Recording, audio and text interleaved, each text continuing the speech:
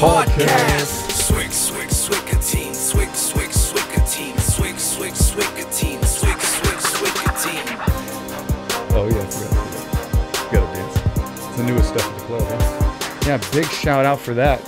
Yeah. A gentleman by the name of Danny, I hope I said this right. We got to bear with me, is Benatong. He's from Bangkok.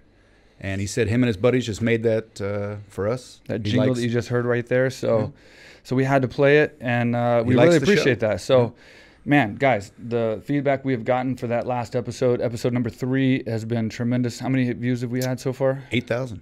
8,000 views on YouTube, 70 comments or something. Yeah. So I know 70 likes. Yeah, so, man, the feedback's been overwhelming. We love hearing the comments and reading the comments, guys. We're reading all of them. Most of the comments we like. All the comments we like reading. And we greatly appreciate the feedback. And yeah, like I said, big shout out to Danny. If I say anybody wants to send us stuff, I say we use that intro for a while until somebody tries to outdo. Sounds pretty cool. It's actually really, really catchy. You brought back the Swick-a-teen.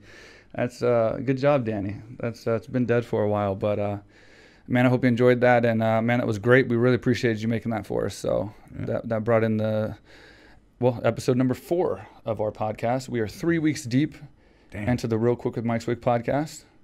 We've had Mark Hunt. We've had some good memories, some good times, and today we have a very special guest. This is a man. He'll be coming in on Skype, but this is a man who I fought at UFC 105, and it was for the #1 contendership of the UFC to fight George St. Pierre. His name is Dan the Outlaw Hardy, is what he went by. Now he is a fantastic analyst and commentator for the UFC, but we've never got to talk outside of just being at events and saying hi since we fought. So I thought it'd be a great idea to bring him on as a guest and kind of go back and relive that fight that we had and relive the build-up.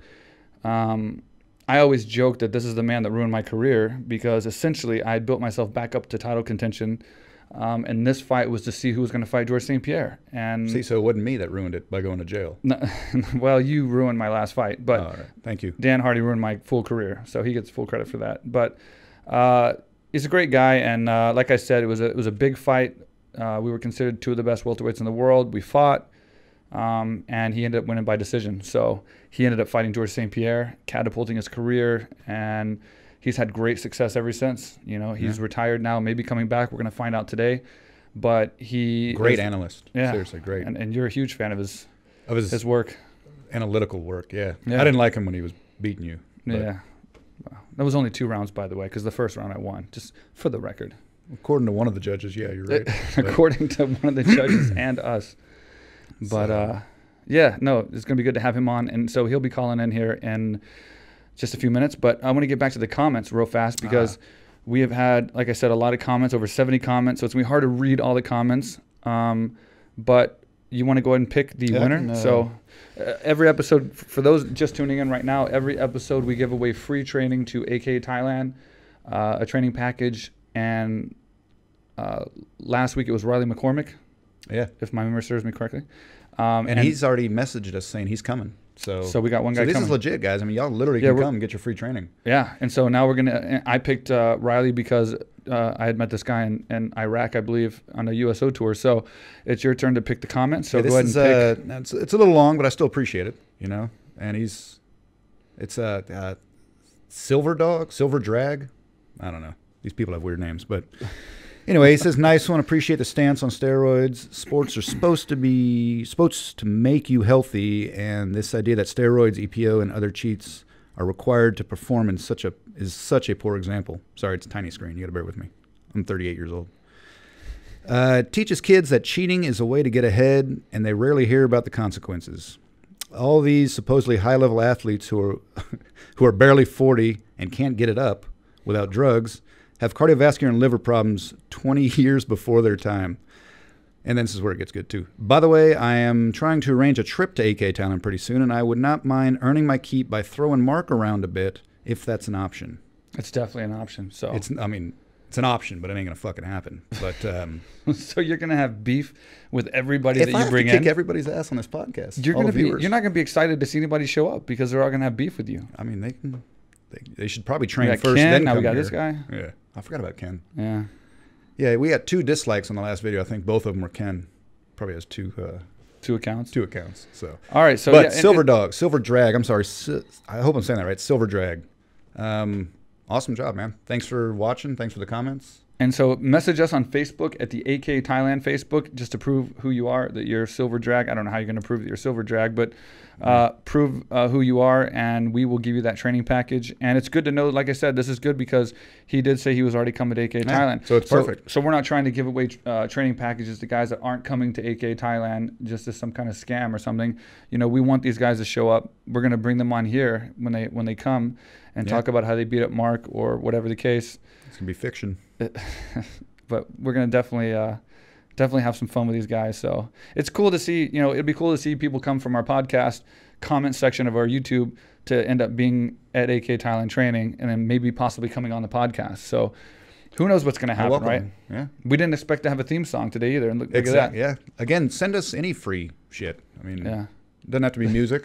Cookies, food. I'm a big beef jerky fan. He loves beef jerky. Yeah. Who doesn't love beef jerky? And then corn nuts and money if you guys got any of that. All right. But what are we at? Did we talk about subscribers yet? How many we got? Oh yeah, so we have close to 200 subscribers so far in the first 3 weeks. Now listen, guys, a lot of you guys are saying you're watching every episode and you're tuning in and you're staying kind of loyal to our podcast.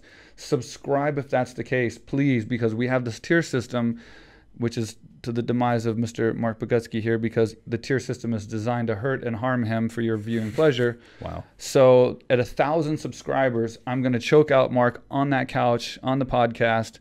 So you will get to see him go for the first time in his life, completely unconscious. This will be a no-tap rule match. I'm still probably going to tap. But he'll probably tap, but I'm going to make him agree to everyone on camera that it's okay in case I kill him. I don't want to be responsible for that. Can't wait for that. Yeah. So 1,000 subscribers, and we will choke Mark we're at out. 190. Yeah, so we only need 800 20% more. of the way there. So all you guys that are watching, I mean, 8,000 of you in the last episode just on YouTube, plus we have iTunes downloads and everything else. Please subscribe. Let's get these subscribers built up. And then again at 50,000 subscribers, I know that's a lot, but when we get to 50,000 subscribers, he's going to do a fight camp, a short fight camp, which we're going to film. We're going to update each podcast as he's going through the fight camp, and he's going to actually fight a Muay Thai fight at one of the local stadiums. I don't want to say which one yet because we don't know, but we will get him an actual Muay Thai fight. And that is significant when you realize that Mark Bogutsky here, my friend of 21 years, has never trained in fighting or anything physical in his life. He chain smokes, he drinks. And now I chain smoke? Well, I just get worse and worse every episode. I'm just saying, you're the opposite of what I would expect to be. And you say I don't do anything physical. I can beat you at every single thing except fighting. Yeah, throwing balls, rolling balls, anything with balls, you're better sports. It's physical. Well, that's not the oldest sport is fighting, my man. No, it's not. It's prostitution. That's the oldest profession. Whatever. Professional. It's a professional sport. Yeah. Okay, so I just heard a click on our old Skype machine over there. So I think Dan Hardy's waiting. So without further ado, let's bring in the Outlaw and get down to what his thoughts were on our big showdown at UFC 105. All right, so we have Dan Hardy joining the podcast now. What's up, Dan? How you going, guys? Good? Good, man. Good. Welcome to the show. Thank you. Thanks. It's a good setup you got there. It's good. Thank you, man. What do you think about our lion? I'm at really 10,000 kilometers away in London right now. Oh, yeah? Seems like, right, jeez. This is where you're at, right here. You're Yeah. 9,900 kilometers away. We did that for you, Dan. Thanks, man. I appreciate that. Yeah, he wanted to put up another country, and I was like, no, we got to stick with London. I don't think London's a country. Well, England. Okay, so anyway, welcome to the show. Man, fantastic job. Your post-fighting career. He's the biggest fan of your analyst abilities. He's always going on about. I do. The way you break down the fights, just phenomenal. Thank you. Even though I look like Guy Metzger, I've never fought before. But yeah, the way you break it down for idiots like myself, man, outstanding. Thank you, man. Yeah, I appreciate that. I'll admit, though, when you beat Mike, I wasn't a huge fan, but you've grown on me since then. I'm not gonna lie. So first of all, how's that going for you, man? How's all the commentary and analyst work going? It's good. It's really good. It's ridiculously busy, though. That's the only thing. I wish I had more time because you know how quickly the UFC schedule moves. Yeah. And then you throw in something like the Mayweather-McGregor fight as well. It just kind of, my whole schedule gets cramped and there's not much time for sleep or food. But who needs it when you got mixed martial arts, right? Yeah, I hear you. And you also, speaking of sleep, you somehow managed to make time to crawl around your house. I see you on Instagram. You have some setup in your house where you're like climbing the walls and like, explain that a little bit. Yeah, I've always wanted, well, like you've done with AKA Thailand. I've always wanted the ultimate gym, but mine's obviously the home gym because I've not got the time to do anything more. But my old taekwondo instructor is a metal worker, so I got him to come over and we sat for a few hours and designed this crazy rig. And he built it custom for my house. Nice. So it's got everything on it. It's got, squat rack, all kinds of pull-up bars, monkey ladders, everywhere I can hang bags. It's perfect. It's awesome. Nice. Awesome. So let's go back to UFC 105, Manchester. So I've always wanted to talk to you about that fight and our build-up because it's never been done where people have kind of talked about the fight afterwards in a situation like this. So I had a lot of questions for you, but obviously we were fighting for the #1 contendership against George St. Pierre. I know you were scheduled to fight Yoshida, and I was scheduled to fight Martin Kampmann, and then I got pulled out, and then he fought Daly, and then I ended up getting put with you, and I got turned into a #1 contender fight for George St. Pierre. So first, I would like to know kind of what your thoughts were when that first happened. Like when you first got the call that you weren't fighting Yoshida and you were fighting me, and it was going to be to possibly fight George St. Pierre. Like, what was going through your head? Because obviously I know what was going through my head, but what was going through your head? The whole #1 contenders thing, it wasn't, I didn't really take it in, to be honest, because, I was only 4 fights into my UFC career. I didn't really feel like I was at that point in my career yet, although, I'd won my first 3 fights. I didn't really feel like that was, the timing was right. And I was Don Young Kim I was fighting. He got a knee injury about 8 weeks out, and Joe Silva called me up. No, go ahead. Was I wrong about that? It wasn't Yoshida then, huh? Huh? Was I wrong about that? It wasn't Yoshida that was... No, Don Young Kim it was. Okay. I was supposed to be fighting Don Young Kim, and he got a knee injury. So I got a call from Joe Silva, and he said, hey, Don Young Kim's injured, so immediately, damn, God, I want to fight on that card. I want to be on the Manchester card. Obviously, it was a big event for the UK. And he said, but we got Mike Swick for you. I was like, that's awesome. I've always respected you. Watched you through the Ultimate Fighter and stuff. And I like, as soon as you transitioned into the UFC and you were just blasting people out of the water with that sprint attack, and obviously the Swickatine as well. I thought, this is great. This is the perfect fight for me. So it was, the thing is with Don Young Kim, as good of a fighter as he is, he's a backpack. You know what I mean? He can make very, very boring fights. Right.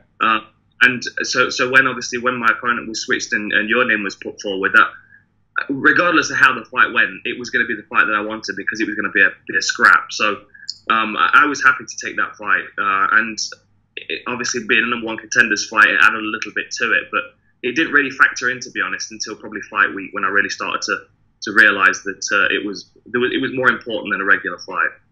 Yeah. For some reason I thought that was Yoshida. I don't know why I thought that, but it was 8 years ago. Yeah, true. So yeah, that was awesome. I'd already cheated and got disqualified against him in Japan for accidentally kicking him in the groin. So I would have loved that fight again, but no, unfortunately not. Yeah, no, and it was good because it was in for you. Well, it was good for you because it was in obviously England. But the English fans they're so passionate. When I fought with Marcus Davis at the O2 Arena, and the fans are amazing. Like the English fans are just so passionate. Not so much for me when I fought you. So I got the rough end of that one for sure. They even stole your hat. Yeah, I got my hat stolen on the way to the ring. And I was like 9-1 in the UFC at that time. Man, they trashed me coming out to the ring. But it was passion. It was love, for you, obviously. So, you got to respect that. But yeah, the fight happened. You won by decision. What were your thoughts as far as me as an opponent? So as you said that you thought I was going to come out blazing. Obviously, I knew you had the hook. You had knockout power. So I was obviously worried about that on the feet. What was your strategy? Did you stick to the strategy and did the fight go as you planned? Yes, I suppose it did. Obviously, the result. I was planning on knocking you out, to be honest, but your toughness showed through on that night. Awesome. So, as always with fights, I always look at my opponent and look for tells and look at myself and see how my opponent would approach me as an opponent. And what I noticed with you is that that sprint attack that you got, you raise up, you push your chest out, you lift your chin, and you sprint forward, and that's where your power came from. And a lot of the time, because you were so fast, you would overwhelm people. Like, you would be on top of those guys, hitting them with 3 or 4 shots before they'd even realize you've moved. Yeah, right. So what I thought to myself is, well, if as soon as I see you move, I start to give ground, I'm creating more space for you to build momentum. So what I did is I watched loads and loads of Wanderlei Silva fights for that training camp. And my only thought was, every time I saw you move, I was going to dig my heels in and I was just going to throw in your direction. Yeah. Because that would not allow you to gather that momentum for your knockout power. And it would also allow me to stifle your attack and hopefully catch something using your momentum against you as you came in. And I think that's what happened right in the first round as you sprinted forward. And I managed to land like a glancing right hand as you were sprinting forward before you pushed me up against the fence. And from that point, I was always kind of trying to find that opportunity to catch you with those shots, but you weren't as forthcoming with your sprint attack after that first go. Well, it's because you knocked the hell out of me. Like I jumped in just like you said right there, and you landed really well coming in right in the first. And so, man, yeah, it would have been nice to know you were so smart with your analyst skills before we fought. But yeah, you had that. I mean, you couldn't have called that better, honestly, because I did. And a lot of times I had my chin up when I came in like that, and you landed that hook. I don't know how many times right there on the button. So that was really good. On your feet, friend. Huh? You stayed. A lot of people haven't. You stayed on your feet. I mean, there were so many times. There was one time I caught you, and I could see you were hurt, but it was almost like your head had doubled in weight, and you were trying to keep your body underneath it. And I was like trying to chase you. Not making me feel any better. Yeah, that's every time we go out. Well, it's called pride. My pride is I have a very, like, some people have a strong core. My core is made of solid pride. So you said you were going to knock me flat of my back. So in my mind, as long as that didn't happen, at least that's some kind of moral victory.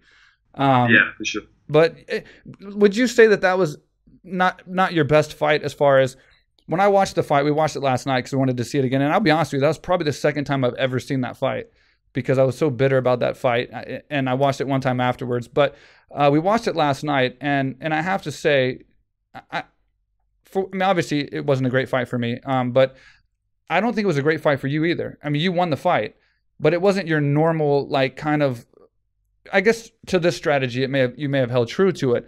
But how do you rate your fight as far as how it turned out, how it went down? Do you think that you performed at your best, or do you think there was something that caused you to maybe perform a little bit less than your best, even though you still beat me and it worked out for you? There were certain things about the performance that I wasn't happy with, that I felt like I could have done better. But no, I mean, like, in my opinion, you were the toughest opponent I'd fought so far. You know, I wasn't going to take any crazy risks, right, because I knew that you had knockout power, and you also had a good submission game as well. So it was maybe a little more of a cagey performance, but to be honest, most of my game plan was based around your attack. Right. You know, I was expecting to play much more of a counter fighter in that fight, and I think although the right hand that landed in the first round was obviously a good punch, it was almost detrimental to the game plan for the rest of the fight, because you weren't. Do you know what I mean? It was almost like there was a hesitation in your sprint attack, and that was really what I was looking to capitalize on. You did a great job. I had to change my game plan, you know, because you were capitalizing on that, me coming in like that, because I would come in and I'd get hit and I wouldn't see it. You have a very fast hook and a very fast counter, so yeah, it definitely stopped me. So I had to kind of rearrange my game plan, which didn't work so well. And fantastic job, man. You know, I was gonna have a little bit of words with you jokingly, but I can't even do it. You're so nice. You're so fucking nice. You're such a good guy. I watch that fight all the time. But I'll stop. To this day. No. Anyway. But man, great fight. And how did it feel? Because it was disheartening for me to see, you know, obviously this big influx of, like, I think when you fought GSP, that was the first time in America that they actually showed it at the theaters. So after that fight, I would go to the theaters, like, just for movie night, you know, and I would see a huge cutout of you and GSP on the other side, and it's like, coming soon, you know, biggest fight. How was that for you? I mean, that catapulted you. You were on the cover of magazines. You were fighting Georges St. Pierre. How did that feel for you as far as coming up? It was very surreal. It was very surreal. It still is, looking back, to be honest. You know, I mean, there was a. I remember driving into New York to do to Ariel Helwani, and I was in Times Square on a big poster. What was funny though, and I think that, I don't know whether you know this, I'm sure you do, but I'll share it anyway. The poster for the fights, they had taken off my stomach tattoo. Now Dana said one thing, but the people that designed the poster said another. They told me that it was interfering with the information on the poster. Dana White told me, said to the press that it was something to do with, I don't know, Free Tibet or whatever. I don't know. It's something he pulled out of a hat, I'm sure. Oh, wow. But that was actually your stomach on the poster. They photoshopped your stomach onto me on the poster. I can understand why they would do that. So you're welcome. So you're absolutely square, brother. Well done. So you mean to tell me? Wait, hold up a minute. This is slowly grasping right now. So you mean to tell me that all that publicity, all those pictures, and all that marketing that I'm already hating as it is, that was my stomach? Yeah, man. Yeah, you've got better food than me as well. You know. That's hilarious. Oh my God, Dan Hardy. That's Jesus, good. You're killing me, man. You're killing me. So yeah, it would be surreal, man. It was a pretty surreal time, and obviously, you know, of course I wouldn't have known that. Who would have told me that? Yeah, how would you? You think Dana would have called me like, "Hey, Mike, by the way, We need your stomach. We should sue him. well, that's your stomach on Dan Hardy on all these pictures." Wow, that's hilarious. That's hilarious, man. Hey, well, that's something nobody knows for sure. I didn't even know. So so then you fought GSP and you had a great career and now you're doing analysts and commentary and you're doing a fantastic job. I want to get a few more things out. First of all, I want to go back to the second place trophy. The press conference. I got to touch on that. I had to touch on that. So for those of you that don't know this, Dan Hardy gave me a second place trophy at the press conference for the fight, which was very cocky of you to do, and it worked out for you. But your own countrymen told me about that, so I thought I'd tell you that they traded on you a little bit because they let me know that you were going to do that, and like what can you actually prepare for that? So I didn't have much prepared. Like what could I do? So I don't remember what I said, but I rebutted something, but it wasn't like much. Where is that trophy? I don't know. I saved that trophy and I still have it though because I always plan to give it back to you in a rematch fight. But obviously now we're both retired. But He wants to come back. I did save it. Speaking of that, though, you are looking for a comeback, I heard. So are you going to come back and fight? I'd like one more. I would definitely like one more. I'd like to just go out on my terms. You know, I was training for Matt Brown, and you know how it is when you're in motion to a fight. You've already started your training camp, and all of a sudden your opponent pulls out, or you get pulled out of the fight, and you've got that kind of surplus energy, and I've still got that. You know, it's been 5 years now, but I still feel like that it's kind of open-ended. You know, I feel like I need to close that door. I mean, if my last fight in Nottingham would have been my last one against Amir Sadala, right, it would have been the perfect way to finish. But in my head, I wasn't ready, and I'd already started training for my next fight. So, I'd like one more. I'd like to really try and give a good account of myself in there. I don't really feel like I ever showed my fullest potential. And I feel like really looking back, I probably should have been in a lower weight class as well. You're walking around light right now, right? Like you said something about possibly fighting at 155 or maybe? Yeah, I think so. I'm walking around about 180 now, you know, Okay. which is a lot lighter than I used to be. I mean, I was over 200 pounds when I was fighting at welterweight, you know, but you remember back then all the You were big when you fought me, for sure. Yeah, I mean, you came down from middleweight. You were huge. I fought Anthony Johnson. Obviously, he was huge as well. So, and it's funny because everybody after their career tends to get bigger. I mean, you've filled out. You've put on a load of muscle, whereas I've shrunk. You know, I look a lot smaller and leaner now. So, yeah, I think 55 would suit me. Yeah, and do you have any time frame on that or no? Not really. I keep trying to plan something in my head, but it's so difficult because the landscape of this sport changes so quickly. And it really feels like everything's on hold for the Maymac fight now. So I'm just kind of getting that out of the way and seeing what the rest of the year holds. But the UFC keep calling me up and offering me new shows. So I'm going out to Sydney soon as well. So I'll be doing that event.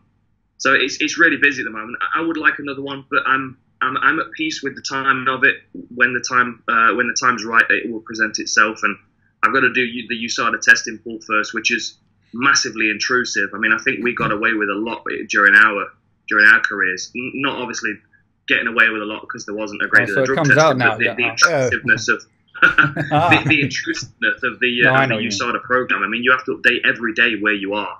You know, if you're leaving the house, and I'm never at home. I'm always on the road, and I can barely fill in my fuel expenses. So letting USADA know where I'm going to be is impossible. Yeah.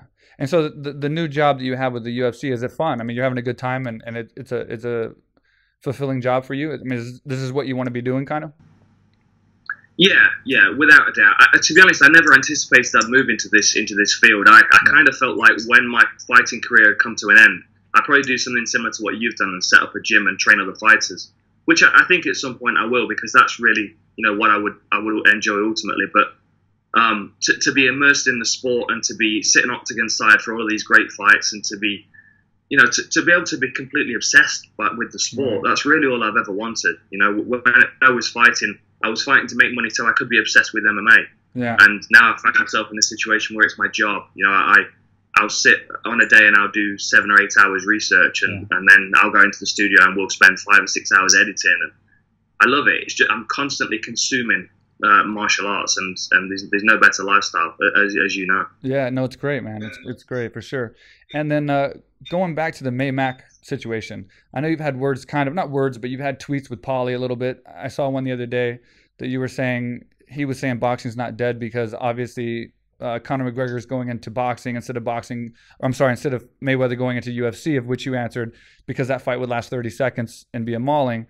What's your take on that fight as far as stylistically, and who do you think, if you can say, who do you think who do you think is going to win?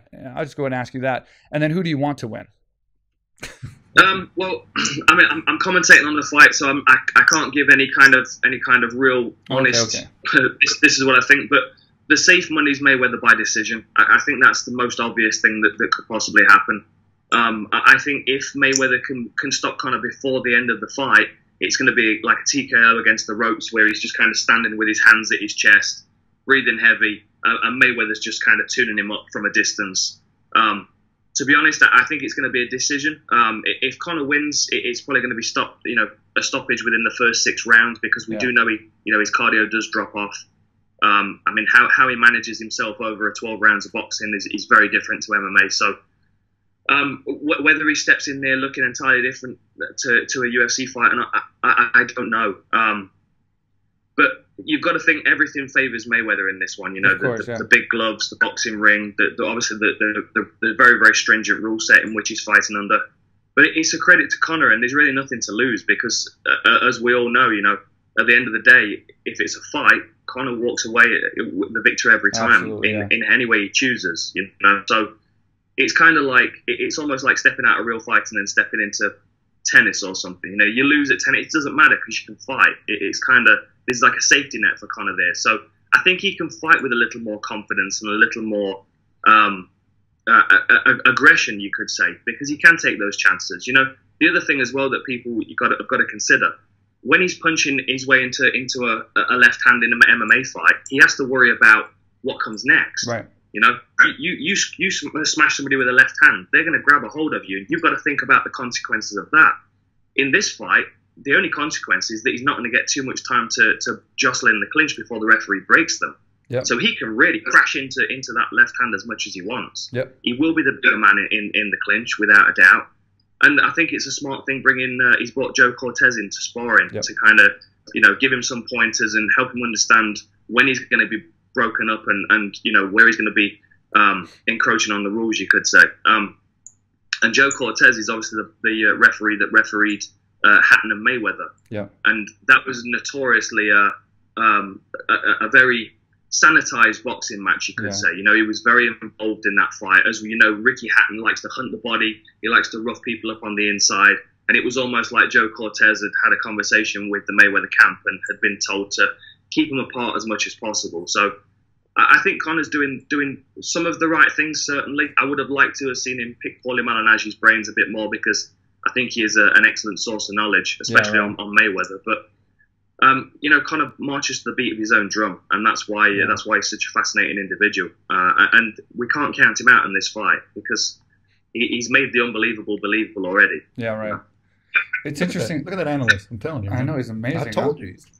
It's good work, man. It's interesting though that, like, you know, he literally brought Paulie in off of the fact that he was talking trash about his style. And like, yeah, that says a lot about Conor. I mean, Conor put a lot on the line by bringing him in. I mean, if he brought him in and got beat up by Paulie, being not Floyd Mayweather, obviously, that would have looked really bad. And not only would that look bad, if no one even saw it, that would be very mentally bad for Conor to have taken a beating by somebody who was on a lower level than Floyd Mayweather. So, I mean, mad respect to Conor for how his whole game plan, his whole life. You know, he's definitely a warrior. You know, he's definitely a fighter, and hats off to him for how he's operating and going about this fight. I think it's going to be exciting. I personally would like to see him win somehow, because the whole reason you watch fighting is for that excitement, that entertainment, that shock. And there's nothing that'll be more shocking and entertaining and have more just uprising than if Conor McGregor's hands gets raised at the end of that fight. I mean, that would turn it would turn all of combat sports on its head. So for that reason alone, I kind of want to see that happen, even though I respect both fighters in their own realms. Yeah, I mean, it would be a fascinating turn of events. My only concern if that happens is that we've lost Conor for good, you know, and I want to see him come back, and I'd like to see him fight Diaz again. Yeah. Obviously, you know, Tony Ferguson and Khabib are banging on the door as well. Sure. So there's a lot of good fights for him back in the UFC, and you've got to think, you know, there's already a setup for a Paulie Malignaggi fight after this one, you know, and there are already other boxers out there that, you know, are convinced that they can beat McGregor. And even if McGregor manages to knock Mayweather out cold, there are still going to be 1,000 boxers around the planet that would step in there and feel like they can do a better job. So you've got to think the money is going to probably draw him to boxing if he is successful. But, you know, who knows? I mean, Conor may never even come back after this. He may disappear right off into the sunset with his little boy. And if he does, fair play to him, because, you know, he stepped into the world of mixed martial arts, into combat sports. He grabbed it by the throat, he shook it up, and then he dropped the mic and walked out. And, you know, no one's ever done that before, in my opinion. I mean, people often fight past when they should. And, you know, Conor's a very smart individual. He's a businessman. You know, he understands when to get out. I was going to say we may have lost him already. I mean, think about, like, even if he loses to Floyd Mayweather, he's still got Paulie, and he's still going to have plenty of boxers that's going to want to fight him. And how do you make a guy go from $100 million to fight back in MMA, where it's obviously a lot tougher overall for however much he's making in MMA? It's definitely not $100 million. It's going to be hard to bring him back down to that. You know what I mean? So it's like, I feel like we may have already lost him. But either way, I like his style. You know, I like watching him do his thing, and I'm a fan. So it's interesting to watch how this plays out. Yeah, for sure. You know, he's a very personable individual. I'm looking forward to getting out to Vegas, because the last time I spoke to him was on the Aldo World Tour. Yeah. So I'm sure he's changed a lot since then, and obviously the life that he's living is getting more surreal by the day. So I'd like to be able to have a chat with him and see where he's at now. You're so lucky, man, to be there. So you're going to be live at the fight commentating, I guess, right? Yeah. You're so lucky that you're going to be at that fight, man. That is going to be the fight to be at. He gets paid to go to it. Of our generation, yeah. And then what did you think about the World Tour overall? Like how they both, you know, bickered between each other and how the whole thing went. What was your take on that? Like, who do you think got the better of who in that World Tour? Without a doubt, I thought Conor got the better of it, and I think that it was a huge learning experience for Floyd Mayweather, because he didn't understand what Conor was as a marketing animal. I mean, when Mayweather generally puts on an event like that, he's bringing somebody else into his world, so they're stepping onto Mayweather's stage, into a Mayweather promotion. And sometimes, well, most of the time, they don't even speak very good English, so it's easy for him to kind of bully them around and make himself look like the lead fighter in it. Whereas, you know, the first one in Los Angeles, where he put Conor on stage 20 minutes early, that backfired, because Conor just owns the stage. He doesn't even have to do anything. You know, he walks around with his FU pinstripe suit on, looking like the man. and what he's done is basically Floyd's allowed him to take control of the stage before he's even arrived in the arena. So I think Conor came out on top on every one of those things, even when they cut his mic. And I think they cut his mic. I mean, I know it's been debated, and they're having sound issues, but the timing of it, you know, it was after the you want to see what a $100 million fighter looks like, and he made the comment about passing the money on to the tax man. You know, like, Floyd just can't keep up with the mental capacity of Conor. He can't keep up with that kind of banter. You know, so when you see Floyd on there trying to say something like the tough guy, and then Conor just says a flippant, you know, backhand comment, on the end of it, it just devalues everything that Floyd's done. And I think Floyd realized in that moment that Conor is not like anybody else he's faced before. I was also going to ask you about the possible, like, who knows if it's going to happen, but the Jon Jones Brock Lesnar fight, if that even was to transpire. What are your thoughts on something like that happening? Him moving up to heavyweight and fighting a guy like Brock Lesnar. Yeah, I think Jon Jones is destined to land at heavyweight. You know, I think if anything, he's going to get bored at light heavyweight. He's going to clear out that division in a few fights. You know, I think Gustafsson can give him a really tough fight, but other than that, I don't see anybody else in that division at the moment that's not that doesn't have the potential to beat him, but it's not ready at this point. You know, Oezdemir looks good. Obviously, Jimmy Manuwa coming off a knockout. He still looks great anyway. He's got scary power, but they're just not ready for Jon Jones, and I don't think anybody else is. Gustafsson, because he's already been in there for 25 minutes and he did come close, that fight makes sense. But after that, you've got to think Jon Jones is going to be needing to be challenged. So stepping up to heavyweight, you've got guys like obviously like Miocic and Badoom, and there are a lot of interesting fights up there. Even I'd love to see him fight Alistair Overeem. You know, that'd be a fantastic one. But to be honest, I think he absolutely tooled Brock Lesnar. Yeah, that's what I think. You know. Brock's amazing with that first burst. He reminds me of those. Remember Doom? You remember the video game Doom? Remember those those pink monster things? He's the first 50 seconds of the fight, and then after that he starts to fade. You know, like we've seen him cower, we've seen him run away from guys. He doesn't like to get hit. Jon Jones, one of the, you know, we saw him run away from your guy Cain Velasquez. Yeah. You know, Cain made him sprint across the octagon. Like Jon Jones is, you know, you fight that guy, it's like fighting a bag of wrenches. Everything on him's got sharp corners on it, you know. So whatever Brock Lesnar does, he's going to be meeting elbows and knees, stuff coming from angles that he's never even imagined before. Yeah. And Jon Jones can keep a pace on him that even Brock Lesnar with his wrestling prowess would eventually be shut down by Jon Jones. It's not even a fair fight, I don't think. Yeah, I agree. And, of course, the now that's already signed, but George St. Pierre versus Michael Bisping, two-part question on that. What your thoughts are on George St. Pierre versus Michael Bisping, and then also, would you have rather seen George St. Pierre fight Tyron Woodley? As a fan. No, honestly, as a fan, I want to see him fight Bisping. I think it's a more interesting fight. The build-up will be more entertaining. As an English fan or a regular fan? Huh? As an English fan or a regular fan? And is it because you're English you want to fight Bisping? No, I think it's a more interesting fight generally. I think that, you know, Bisping's got a high work rate. He's the bigger man. He's got good takedown defense that we saw all the way back to his Rashad Evans fight. You know, he's a scrappy, tenacious individual, Michael Bisping. Yeah. I've said this before. I've never met a person that's a more natural fighter than Michael Bisping.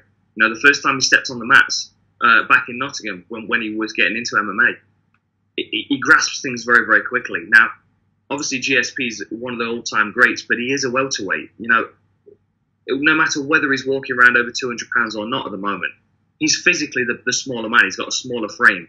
And to keep Michael Bisping down is something that very few people have been able to do.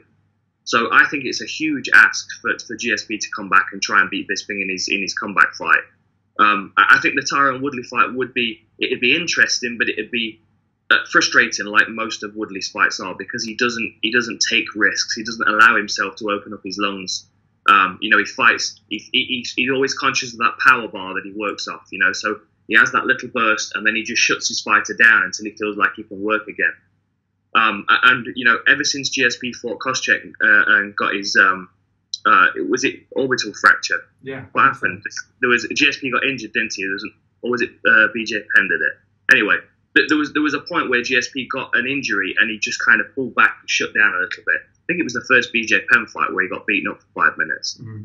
And so when you're fighting a guy like Tyron Woodley, who you know has that single power he's a murderous puncher, Tyron Woodley. There's no doubt about it. And so there'll always be that hesitation on GSP's part. Whereas with Bisping, yes, he's the bigger man, but the counterbalance to him being the bigger athlete is that he doesn't have the kind of power that Tyron Woodley has. So I think it's from GSP's perspective, it may seem like a safer fight, but I think it's going to be a hell of a long 25 minutes for him. I just think, you know, Tyron Woodley's got that single punch knockout power, and given the fact that GSP, it's almost like there's a mirror between GSP and Floyd Mayweather. There was a point in Mayweather's career when he switched from pretty boy to money, and you could see immediately he stopped taking risks. Yeah. He started to calculate his way into the fights and understand how he wins on points. And then if the opportunity to win before that presents itself, then you take it. He did a great interview yesterday, and the way he worded it was fascinating, because I'd never really heard anybody articulate it like this. He talked about it like a chess game. So if he's doing enough to control his opponent, it's on the losing end to take risks to try and get out of that. And that's where the openings come for him to get the fight finished. Yeah. If they can't get out of that situation, like when I fought him, I couldn't get back to my feet. Yeah. Why would he step out of that? Why would he take any additional risks? Right.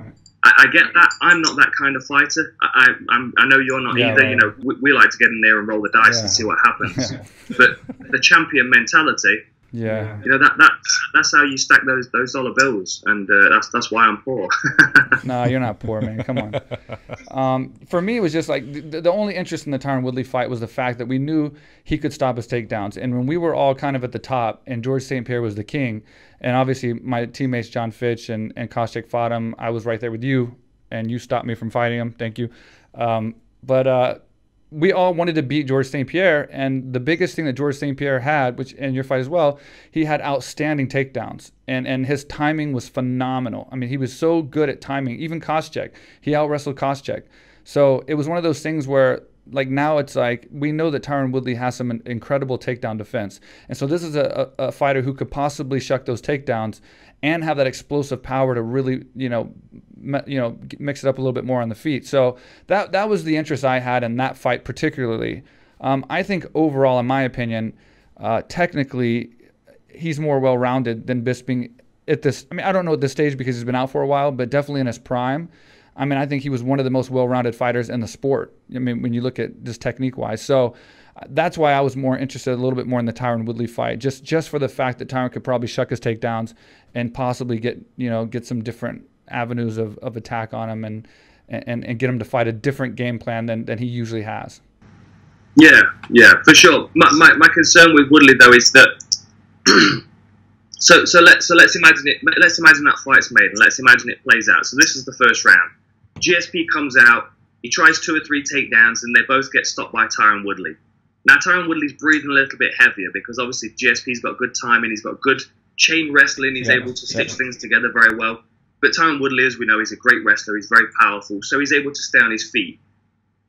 GSP comes in for the 3rd attempt, and Tyron cracks him with that big right hand. Yeah. And now you've got Tyron Woodley, who doesn't want to step outside of his game plan because he's waiting for the right hand and he's waiting for the takedown to defend. And you've got GSP, who doesn't want to close that distance because he doesn't want to get cracked, and he's already failed 2 takedowns. So then we get another 20 minutes of them standing staring at each other. Yeah. That's my concern about that fight. With Bisping, you'll always know what you're going to get with Bisping. You're right. He's always going to fight, So I don't think GSP is going to be as concerned with Bisping's power, which means he'll be able to keep a pace on him. The difference is here, Bisping's not the athlete that GSP is. He's not the martial artist, in my opinion, that GSP is. The mixed martial artist, shall we say. But Bisping has a mentality that keeps him in every fight because he will continually grind. And I don't think GSP has that grind. He has the grind if he's in control. But if things aren't going his way, he starts to come apart at the seams a little bit. And I think Bisping can do that to him. Yeah. No, it's actually very clever. I mean, it's definitely a good analogy. And you're right. He's going to bring the fight to him for sure. So that's good analogy. Yeah, that's I told you, that's man. why. That's why you're doing your job, and this guy's such a big fan of you. So, but okay. So I gotta also ask you about my gym in Thailand. When are you going to come out? You've said you're going to come out and train with us. When can we expect Dan Hardy coming out and training at AKA Thailand? I will come out. You have my word. I have to come out. It's finding a window in my schedule to get out there. Yeah. I have never been to Thailand. Can you believe that? No. Really? No, I've been practicing Muay Thai since I was 13. Never been to Thailand. Wow, I didn't know that. No, unbelievable. I've been everywhere else in the world, but for some reason Thailand has always evaded me. Every time there was an opportunity, something else just jumped in my path. So I will get out there, and AKA is the top of my list. I will definitely be coming to see you guys. Well, we'll take care of you, man. Give me that trophy back. Maybe you can choke me out in the gym and give me the run-up trophy back. Okay, okay, I will do that. Yeah, we'll definitely show you Thailand, man. We'll make you a trip very nice, and you'll have a great time. And before we close out, man, any questions you have or anything you want to know or any thoughts, or are you good? Yeah, well, no, what's it like for you being a coach now and go? I mean, Rising looks amazing. So talk to me about what it's like being a coach and kind of overseeing these world-class fighters training camps. Man, it's good. It's like when you imagine fighting and then what you're going to do after fighting, I imagine this is kind of the perfect thing for me, because I have the gym in Thailand. I'm training these world-class fighters now with Amir, Ali Akbari, Anastasia Yankova. She's coming up as well. Both of them are very big stars. And so many others, so many talented guys. This part of the world has so many good fighters that are just not able to go to America or to the Western gyms yet. And like these Dagestan guys like Habib, I mean, there's a ton of guys that are just, just under his level that are over here that are fantastic. They're unbelievable fighters. They have that very unorthodox wrestling that it's not conventional and it's just very, I mean, they're doing Sambo since they're like 8 years old, 9 years old, fighting in MMA gloves. So it's crazy. And, speaking of Ryzen and Amir, he came into AKA Thailand with no MMA experience whatsoever, just a world-class wrestler, which obviously is a world-class athlete, which is a great start. And, in a 2.5 year period, about 2.5 years, we've taken him from no MMA experience at all to now he's a superstar in Ryzen. And we just got a win a couple weeks ago. And, his life has completely changed. He went from kind of ruining his wrestling career and kind of being kind of shamed for that to like starting over and trying to be honest and do things the right way and build up a legitimate career in MMA. And he's done it, and we've had an intricate part of that, and the gym has had an intricate part of that. And for that's what makes it worth it for me, being able to see these guys grow and accomplish their goals and seeing this guy come up with, in fact, 2.5 years ago, he was fighting. If you look on YouTube and search his name and put Muay Thai, we actually have a video on our YouTube channel of him fighting in Bangla Stadium in a Muay Thai fight for $150 2.5 years ago. 2.5 years ago, yeah. That's where he was, and now he's in Ryzen. Now he's fighting in co-main events, and he's making a lot more than $150. Yeah. So it's really cool, man. It's really cool, and I enjoy building business too, and building the gym and watching the success stories. And like Mark said in many of these other podcasts, it's not just about these fighters, winning fights. It's great living vicariously through those guys, but it's these guys coming in here. You can go on and on about it, but people come in here to lose weight or to accomplish a fitness goal or just because they want to come to a cool place and train, and watching them show up and be so excited to be there. I've been waiting a year to come here or 6 months to come here, and then they show up and they're just so genuinely happy to be here. And to have done that, that's kind of cool, man. It's kind of a good feeling. So for me, I'm satisfied. I have no intentions of fighting. So this is in no way of challenging you to a rematch. I am done. You beat me, you win, and it's over for me, man. But yeah, this is definitely the next best thing, I think. Yeah, and was there a process after fighting? Did you miss it for a while, and did you struggle to kind of satiate that need to compete? I did, man, and I still miss it, because I'm going to I was watching Amir fight Crow Cop, and I've never been to Japan until Amir started fighting in Japan. So I missed the Pride days, and if you remember when we were growing up, Pride at one point was the best. I mean, it was the best fighters. It was the king, and I can't think of her name, but when that woman was calling your name out as you walked out, we met her, but that was when you made it. That was when like you're at the top.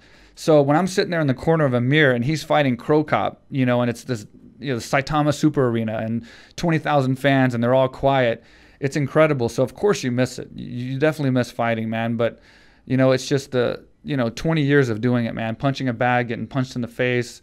You know how it is with fight camps. Time goes by so fast because you're sleeping 8 hours a day, 9 hours a day. You lose a lot of your life, and so now it's good to kind of live a little bit more and, kind of just help other people accomplish their goals. And it's fun, it's fun. But yeah, you definitely miss it. In fact, I watched the fight last night with me and you, and watching the fight with you beating me didn't make me miss it as much, but the build up, like if you go to Fight Pass right now and you watch our fight, the build-up of that fight in the beginning when Dana's saying the 2 #1 contenders fighting for the chance to fight George St. Pierre, and it's showing our highlights, knocking everybody out. That was cool, man. Like, that was like, wow. I mean, I live in Thailand kind of away from thinking of myself as that guy. So when I was watching, I was thinking to myself like, wow, that's me. I used to do that. That was me and Dan Hardy fighting for the #1 contendership of the world, So that made me miss it, a little tear in my eye for that one for sure. He likes it. Yeah. He likes anything that makes me look bad or when I get beat up. But now, not then. Not then. That's what a good friends. Yeah, 21 years. It just gets worse and worse. Shouldn't have hit me that much. Yeah, it was. You know, the nice thing is that we've done that. It's there, regardless of whatever else we do. We've already achieved so much in this sport and in our lives. You know, it's nice to be able to reflect on those things sometimes. And I do look back. You know, funnily enough, there's an artist in the UK called. Well, there are two. I can't remember the chap's name, but there's Joe Thompson. But I've had two paintings sent to me, both from our fight, and they're both the same punch. I have one of them on my gym wall at the moment, actually. But it's nice to kind of reflect back on that stuff and to realize how much work we put in. Is it the T-shirt one? The two T-shirts? One thing I did get out of this fight that actually went my way. Yeah, you may not know about this one. We're going to put on the podcast so you can see it. We'll put the picture up. But what happened was, after the fight, the UFC did a limited edition. You might know this. I don't know. They did a limited edition T-shirt, and it was two shirts side by side. And it was me punching you in the face. Now, why they put that picture of all pictures, considering you won the fight, I don't know. But, buddy, let me tell you, that made my day. I ordered like 10 of those shirts. I gave them to like my mom, my sister, my family. But, yes, I'm sure that's not the one on your wall at your training facility. It's definitely wear one of those T-shirts, man. I'd definitely wear it. Me getting punched in the face is hilarious. It's probably the only solid good punch I landed that was like. But it's weird that they put that on a limited edition T-shirt. But yeah, those are long story short. We're talking about the fun times, and at the end of the day, like someone asked me, he asked me last night actually. You know, how was it back then? You know, fighting and losing and all that. And it was a traumatic experience losing that fight, losing all that. But when I look back at it now, it was kind of like mixing it up with you in the prime of our heyday for the #1 contendership. That was good times, man. I mean, we were doing it. You know what I mean? Like we were out there and we were living life, right? I mean, we were doing it. It didn't work out for me. It worked out for you. It worked out for me in plenty other fights and plenty other fights for you. But I look back at my whole career, man, and I'm like, we fucking did it. You know, we went out there and we did something that a lot of people haven't been able to do. And it's cool to look at people now and say, hey, you know, I used to do that whole UFC thing and we went out there and we put it on the line and we fought. So it's kind of a cool feeling. Yeah, and the reality is, you know, with the kind of fighters that we both are, it was a coin toss. It could have gone either way, you know. And that first sprint forward when I landed that right hand, you could have done the same thing and knocked me out. It is what it is, and because we're both aware of that, to me, it doesn't really matter what happened in the fight. You know, the story is as it is, and obviously, you know, I got a title shot after that, but we're both, you know, we're both realistic human beings. I say the same thing to Dwayne Ludwig. You know, I knocked him out in Vegas, but that was a fight. It could have quite easily gone the opposite way. You know? Right. The type of fighters that we went out there and put it on the line. We took risks, and that's why people liked our fights, because, you know, you always knew something spectacular was going to happen. I think that's why we both have jobs now. You know, we both have something now, because I think people respect at least the fact we went out there and we fought and we put it on the line, whether we won or we lost. But I will say, just on a side note, that when you did fight George St. Pierre, I was your biggest fan. I will say that. I wanted you to win that fight more than life itself. A, because you beat me, but also because I really wanted you to win that fight. And when you got out of that armbar, man, I had so much respect for you for getting out of that armbar. Like, seriously, the fact that you would not tap, you would not give up, that gained more respect for me than any of the fights I saw before, any of the training or the fight itself. So, huge fan, man. Always was a big fan, and it's great to see you living your life and doing good. And I'm so happy to have you on my podcast. And it's great that we had this conversation, man, because it makes me feel a lot better about everything else. You know, by everything else, I mean the whole you being, you know, famous and being in all the every magazine and every theater in America and every. I'm just kidding. You've always got better abs than me. Remember that, though. We've got a poster to prove it. better what? Abs. Oh, I'll take it. I'll take it. I tell you what. Next time, I want to try and coincide a trip out to you guys when there's a Rising event as well, so I can come and train with you, and then I want to get out and see the Rising event as well. Sure. I've never been to the Saitama Super Arena. I would love to. Weren't you at the UFC Singapore? Yes, I was. Yeah. See, we were there. We didn't. We were 20 feet from you. We didn't. Yeah, we didn't. Yeah. Shit. You should have came then. It's an hour away. Thanks for saying hi to us, man. I know you probably saw us, but you're all big shot over there. I've been hitting the head a lot, you know. We were in it's very easily. That suit, though, man, that's serious. All right, man. Well, hey, again, thanks a lot, man. Thanks for coming on. I really appreciate it, man. You're a great guy. Like I tell everybody, you're an awesome guy, a great fighter. And if you do come back and you fight again, man, I'll be in your corner for sure. I hope you all the success. But I think you're doing a fantastic job at what you're doing right now. And if you decide to do a gym, let me know, man. I'd love to follow that as well. So. Thank you, my friend. Good talking to you guys, both of you. I look forward to seeing you at some point in Thailand. I'll get you arrested here. Don't worry. don't hang out with him. Don't hang out with him. You'll be fine. All right, brother. Take care, man. See you. Thanks, man. Nice. Catch you later. See ya. So that was Dan Hardy. Wow, I was a little nervous, man, to be honest, because that's the first time I've ever talked to Dan Hardy since the fight in this capacity. We've just said hi. We get along great, and we're friends, I would say, but I've never got to talk to him about the fight, and it's cool, man, because it's emotional because it was such a huge part of my career. You know, like this was the pinnacle of my career. Not that you needed any closure or anything, but kind of it is, though. You know, it's cool to know how great of a guy he is, because he is the person that, like, that one rival I had that kind of only one of us could be in that title contention and make it, you know, to that next level, and he did it. And so you always want to blame that guy. You always want to be like, damn it, that's the fucker that, you know, cost my career, the guy who ruined my career, as I joke and say. But it's good when he's such a nice guy, man. And so knowledgeable too, man. I can't get over it. Yeah. I mean, it's cool. And that's probably why he beat me. Yeah, I mean, he knew what you were going to do. He knows his shit. How about him training with Vanderlei Silva? Or I'm watching, sorry, not training. Yeah, watching. He was dead on, man. I mean, he was dead on, because we watched the fight last night, and I leaped forward, just like he said. And I did that with a lot of fights, and usually I'm fast enough to do it. And if I can land the first punch, that will stun my opponent enough that I can land the other 70 that usually I follow up with. 70? Well, you know, between 10 and 70. Oh, I thought you were going to add up all the punches together. Yeah. So he was right, and he countered him every single time, man. He countered me like 4 or 5 really good times that caught me solid. And then that shut me down. And then from that point, now we're fighting both. I'm having to change my game plan to a defensive counter game plan instead of an offensive game plan where I was trying to take the fight to him. And he got the win, you know. So hats off to him, and it's great to see him doing what he's doing. Really nice guy, like you said, man. So I'm rooting for him on the comeback. Yep. Hopefully. I hate to see any fighter fight when they get older. You know, I want to see him. He's only 35. I mean, he's already won 2 fights in a row in his last 2 fights. It's like, I want to see him walk out ahead. You know what I mean? I don't want to see him come back and get lost or get a loss or anything. But if he comes back, I'm supporting him 100%. But definitely. Well, he's going to do his camp with us. So that'd be good. Of course. There you go. But either way, even if he sticks to being analysis and a commentator, then he's doing a great job at that. So good to see that. Thank you guys for watching, and this is only our 4th podcast. We're learning, guys. We're not the best. You know, we know we're not trying to be super podcasters of the world or anything, but we're trying to give it our best. Close. We are close. His confidence is like Hardy's when we fought. But we're definitely trying, and as long as you guys are entertained and enjoy it, we're going to keep doing it. We're going to try to keep bringing you interesting guests. We've got Mark Hunt and Dan Hardy back-to-back, so that shows you a little bit right there.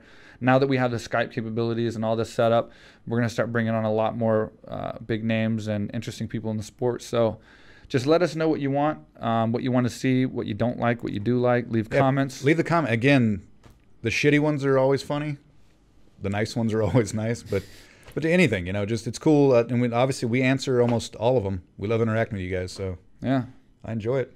And 800 more subscribers, I get to choke Mark out, and he wants to get choked out. He's gonna be slobbering all over the couch. What? I'm just gonna go to sleep for a little bit. Yeah, well, if I let you. Well, you're gonna let me. You're gonna have no choice. So I can't fight out of it. I just gotta let you. You can't. There's no tapping. It doesn't mean I can't. Escape. Oh, escape. Yeah, you're not gonna be able to escape. Let's be honest. So anyway, guys, thanks for watching. Can we get our little jingle again? Oh yeah. Let's get that going one more time. One more time before we close the show out. Thanks again, Danny. Again, guys, if y'all want to send us some stuff to have on here, we'll always accept it. Guys, for business or for sending us emails, it's info@mikeswick.com right now. Just send anything you got to info@mikeswick.com, and you will get responded to. Yeah. Let's do it. Oh, Danny.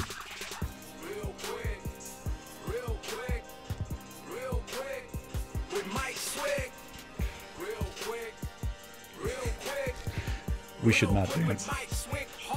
Okay. Oh, I can't even do it anymore. It's gonna be in all the clubs. You watch. Watch, guys. All right, guys. Thanks for watching, guys. See you next time.